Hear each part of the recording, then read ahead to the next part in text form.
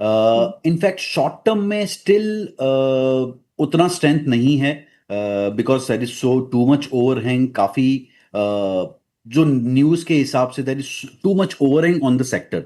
But yes, with this quarter एक long term की अगर बात करें 2 ईयर के व्यू से, सारे जो स्टॉक्स है, परसिस्टेंट ले लो, इवन HCL टेक ले लो, सारे एक मेजर सपोर्ट जोन पे है।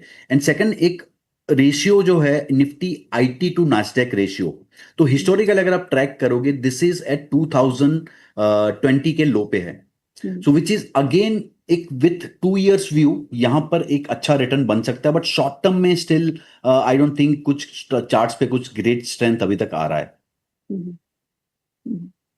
सो Tata इट्स Motors सच की IT वी आर अवॉइडिंग, या okay, you're avoiding the IT for now, right? Kshitij, Tata Motors के विभाजन के बाद आपको टाटा मोटर्स और Tata Motors commercial passenger vehicle और कमर्शियल व्हीकल सेगमेंट दोनों ही अच्छे लगते हैं? आप दोनों ही स्टॉक्स में मौका मिले तो निवेश करेंगे? देखिए, मैंने जो आपसे अभी बात करी, दैट मैन्युफैक्चरिंग की बात करी, इंफ्रा सपोर्ट करेगा मैन्युफैक्चरिंग को, और साथ में कमर्शियल व्हीकल्स आपका अच्छा करेंगे। आई थिंक रोड इंफ्रास्ट्रक्चर अभी भी बहुत फास्ट काम हो रहा है, पर अभी भी बहुत पीछे हैं हम लोग। पैसेंजर व्हीकल में there is lot of scope which is building up, but अभी तक टाटा का जो पैसेंजर व्हीकल वाला जो सेगमेंट है, उसमें ज्यादातर JLR से आ रहा है, टॉप लाइन जो आपका आ रहा है। जब तक वो डोमेस्टिक कंट्रीब्यूट नहीं करना शुरू करेगा in terms of the profitable part, तब तक आपकी डिपेंडेंसी हमेशा इस पे रहेगी कि how China market is doing, how US market is doing. So वो एक एलिमेंट जब तक आप, ऑल्दो EV में they are the first mover, आज भी 80% का मार्केट शेयर है, बट अब there are lot of players coming. ये तो अगर आप देखोगे, BYD बहुत एग्रेसिवली आ गया। मतलब मेरे अपने फ्रेंड सर्कल में 3 लोगों के पास BYD है आज की डेट में। सो एंड अब बाकी MG की आपकी EV कार्स आप देख सकते हो मार्केट में। Now this Mahindra has come up very fast. So I'm saying they have to the SUV part and EV part इन्होंने crack किया along with Mahindra. So I think, but they have to do something on the top line side, how they can be pushing more demand domestic per se basis rather than just international per se, जहाँ पे dependency बाहर की है। So I think it's a good company, but for the timing I think मुझे ऐसा लगता है we will like to hold our horses before getting into it. कुछ portfolios में है, I'm being honest with you. But if you had to select between passenger vehicle or commercial vehicle, but now you have an option of, getting into, तो आप क्या select करेंगे? I think we will like to go with the passenger vehicle only, because commercial में ना भी बहुत और competition भी है, and you'll see. But अगर दोनों में से select करना पड़ा तो yes, passenger vehicle. Yogesh ji, auto space में आपके रेडार पे कौन सा स्टॉक है? सो ऑटो स्पेस में इनफैक्ट अगर लास्ट 6 मंथ का ऑटो स्पेस देखे, the way Maruti, M&M and other stocks have perform, Tata motor is always lagging, obviously because of the global pressure, JLR के प्रेशर की वजह से स्टॉक परफॉर्म नहीं कर पा रहा था। And obviously I go with the strength, तो यहाँ पर स्ट्रेंथ वाइज मुझे अभी भी I prefer Maruti. Eicher is one of the good stock. And एक स्टॉक जो अभी रडार पे आ रहा है, आफ्टर अ स्टेलर परफॉर्मेंस एक अच्छा करेक्शन आ चुका है, now it is at major support, that is the Hyundai। So last 2 days में Hyundai पे व्यू पॉजिटिव हुआ है, चेंज हुआ है, being at a major support level, and this is a very, I will say, inflection point for the reversal. Kshitij, how exposed are you to gold and silver? Personally, if you ask me, not even in gold, maybe 2.5-3%. In silver, not even 1%. But I have a SIP going in gold and silver fund, wherein the fund manager decides how much gold or how much silver he can buy. But my suggestion to everyone: stay away from silver as a lump sum investment right now. There's a premium which you're giving vis-a-vis the spot price, global spot price. Yes, it should be a part of your portfolio. 5-7% आपके portfolio में होना ही चाहिए gold, और 2-3% silver होना ही चाहिए. But please understand, gold hedge है. It is traded like currency right now, because 25% of the gold which we are producing on a yearly basis वो central banks buy कर रहे हैं, इसलिए prices बहुत fast move किए हैं. But yes, 1-2 countries में और peace अगर हो गया तो जो आपका जो hedge है वो चला जाएगा. So I'm saying, I'm not saying don't buy gold. अगर आपको लमसम डालना है तो आप 7-8 ट्रांचेस में डाल दीजिए. STP बोलते हैं उसको, सिस्टमैटिक ट्रांसफर प्लान बोलते हैं. वीकली बेसिस पे डाल दीजिए. अगर आपको अदरवाइज एक एलोकेशन चाहिए तो आप सिप के थ्रू करिए. Silver lump sum, totally no at these levels. Please don't put. SIP is something which you can do, wherein you don't mind कि 4-5 साल में स्टेबिलिटी आए किसी प्राइस में. तो आई थिंक 5 साल का व्यू लेके चलिए, बिकॉज बहुत ज्यादा बड़ा हुआ है इस लेवल पे. सो हो सकता है मैं आपसे बात कर रहा हूँ 1-2 दिन में और बढ़ जाए, पर मेरा अगर मेरे से पूछी गई कोई चीज है ऑनलाइन, तो मेरा ये कर्तव्य बनता है कि आपको बताऊं दैट बहुत रिस्की है इस लेवल पे, and there is no reason. अभी सिल्वर का प्रोडक्शन साउथ अमेरिका में नीचे है, इस कारण से प्राइसेस ऊपर है. कल को Ukraine is also a good producer of silver. कुछ कोई पीस कहीं कुछ एक्ट हो जाता है, then suddenly you see market discount the future news, and you should be worry of the fact that, and किसी भी चीज में मतलब एक लिमिट के ऊपर नहीं जाना चाहिए. And this is not a FOMO, this is a JOMO right now which you should experiment, which is joy of missing out. आप इस समय कहीं बाहर नहीं है. इंडियन इक्विटी मार्केट्स 1 साल से ड्रैग कर रही हैं, आपको वो अपॉर्चुनिटी अच्छा दे रही है. इस समय 1 साल में कोई हार्डली रिटर्न नहीं है, फिर भी करना ही है तो स्टैगर वे में करिए प्लीज. That's my request. आज रियल एस्टेट इंडेक्स में काफी अच्छी तेजी देखने को मिल रही है, और निफ्टी का real estate index is up nearly 3.5%. Broadly इस इंडेक्स ने या इन स्टॉक्स ने रियल एस्टेट से जुड़ी हुई कंपनी में अंडर परफॉर्म किया है, बट आज एक अच्छी उम्मीद के बीच में एक अच्छा मोमेंटम देखने को मिल रहा है. और कहीं ना कहीं ये भी माना जा रहा है कि क्योंकि इन्फ्लेशन के आंकड़े हमारे 8 साल के न्यूनतम स्तरों पे आ चुके हैं, तो ब्याज दरों में कटौती की संभावनाएं बढ़ गई है, और ये एक अच्छा ट्रिगर होम बायर्स के लिए हो सकता है और हाउसिंग से जुड़ी कंपनीज के लिए हो सकता है. और डीएलएफ डे हाई पे इस समय कामकाज करते हुए प्रेस्टीज एस्टेट, लोधा डेवलपर्स सभी में काफी अच्छा एक इजाफा देखने को मिल रहा है. गोदरेज प्रॉपर्टीज भी अब डे हाई पे कामकाज करते हुए. Yogesh, anything you like in real estate space?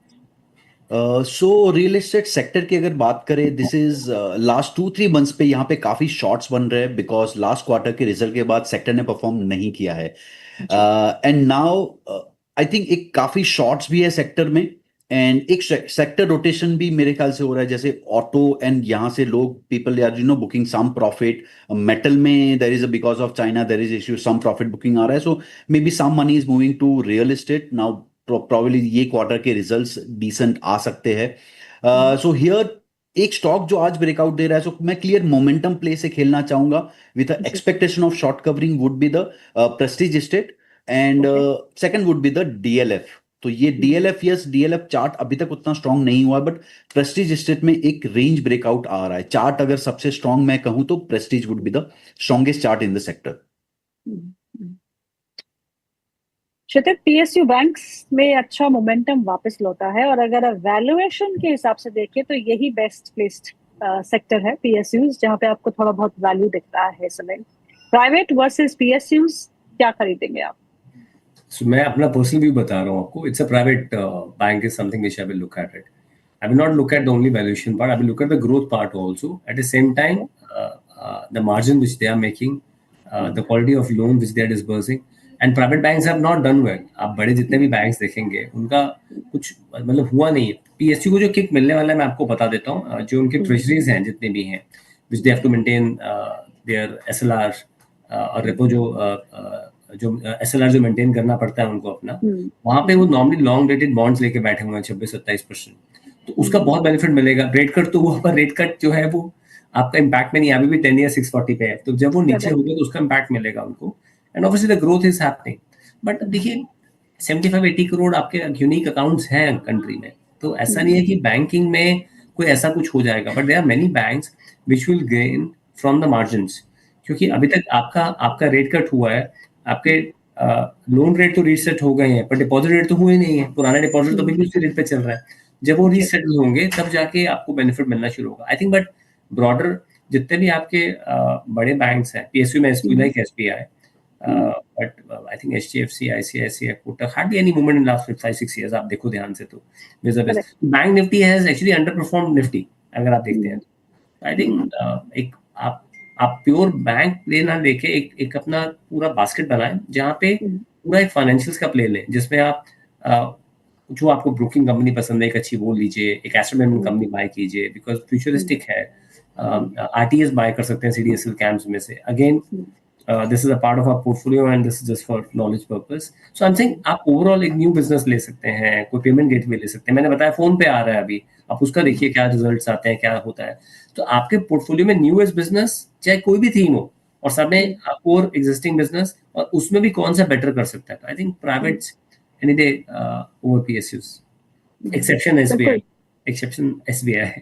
Okay, पर बिल्कुल साइकिल चेंज होता है। मतलब अगर 2 साल पहले मैं आपसे पूछती कि आप इटर्नल में निवेश करेंगे जोमेटो में, तो आप बोलते नहीं, it's over price, you know.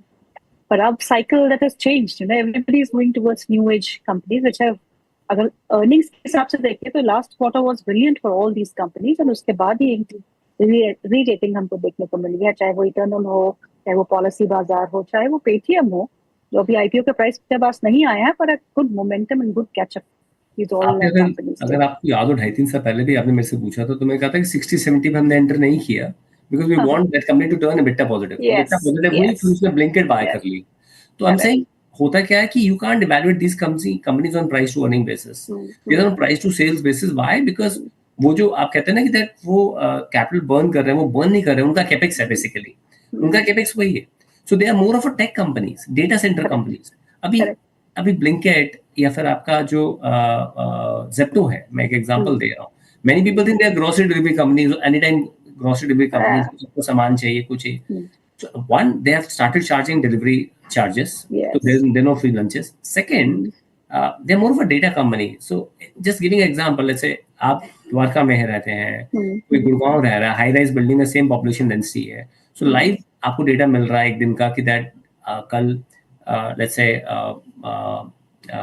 Hair oil cash king या किसी मामूली हेयर ऑयल की सेल कितनी वहां पे हुई है और वहां पे कितनी हुई है, या डव का साबुन कितना बिका, कितना बिका। Companies can plan their advertisement campaign और they can plan their discounts as per the given marketing.